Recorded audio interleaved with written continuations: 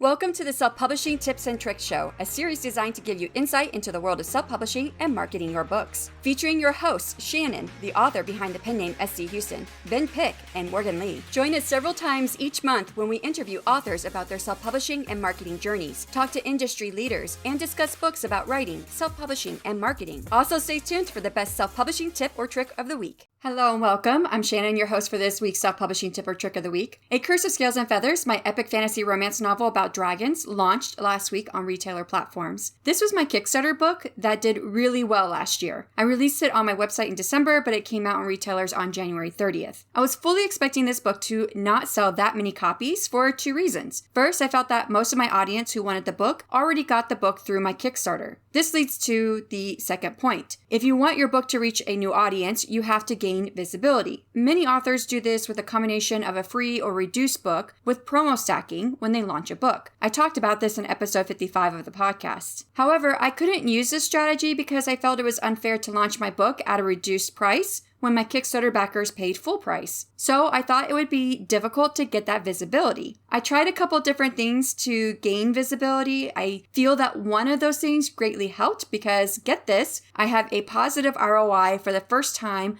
on any of my book launches. I paid $460 for various promotion strategies, and at this moment, I'm almost at $600 in sales. The one thing I feel really worked well for me was doing a Goodreads giveaway. By the end of the giveaway, over 1,700 people signed up to get a copy of my book. I checked my sales about an hour before the end of the giveaway and had sold about 25 copies. The next morning, and at the end of the giveaway, I had over 100 more sales. So I would say that a Goodreads giveaway could work well for sales, especially for a full price book launch. Note that this worked for me for my fantasy romance novel, so maybe this result could be different depending on the genre. But it doesn't also hurt to have a good cover, which is what today's tip or trick is about. This is actually a trick that I just learned about from the Self-Publishing with Dale podcast. eBook Fairs, a site that helps authors grow their author platforms, now offers a free tool to evaluate book covers as of this episode date. I know there are varying opinions about using AI, but I would say that this is a cool option for its use. They explain this cover grader tool as being primarily focused on objective measurements like color analysis, composition, and noise. This takes into consideration things like color contrasts and harmony and symmetry. They also provide an analysis of the cover as seen by their artificial intelligence tools, which combine with their objective test results in an overall book grade. It's really easy to use the tool. The link will be in the show notes and in the description box on YouTube. Once you're on the website, first put in your email address. It won't work unless you do that, which means you will get emails from eBook Fairs, but you can always unsubscribe. Then you upload your book covers. I plugged in 4 of my book covers. The first one I tried was my debut novel, Blood of the Lily,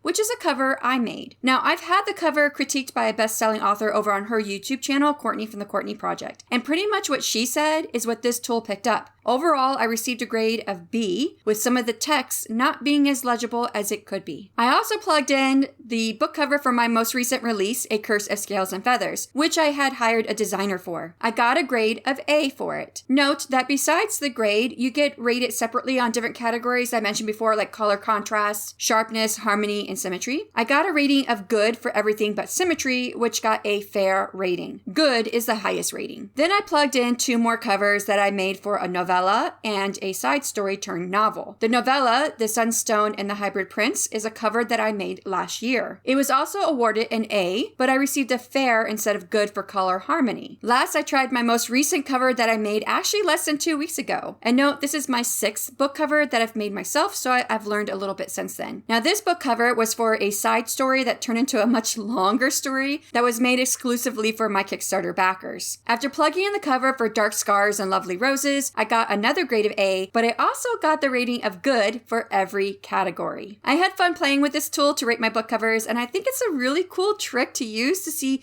how your book covers could do, especially before you publish. Next week, we won't have a self-publishing tip or trick of the week because on February 15th, we'll have romance and nonfiction author Emma Bennett, who will give us tips and tricks about writing romance, self-publishing and traditional publishing, and marketing your books on Twitter, now known as X. Thank you so much to our incredible listeners and viewers for joining us on our exploration of everything self-publishing. We hope you found our podcast to be a treasure trove of insights and inspiration. If you've enjoyed the show, please consider leaving a review on your favorite podcast platform or thanks on our our YouTube episodes. Don't forget, you can catch all of our past episodes on YouTube, Spotify, and other major podcast platforms. And if you'd like to connect with us, drop us a line at selfpubishingtipstricks@gmail.com. Keep writing, keep publishing, and we'll see you next time.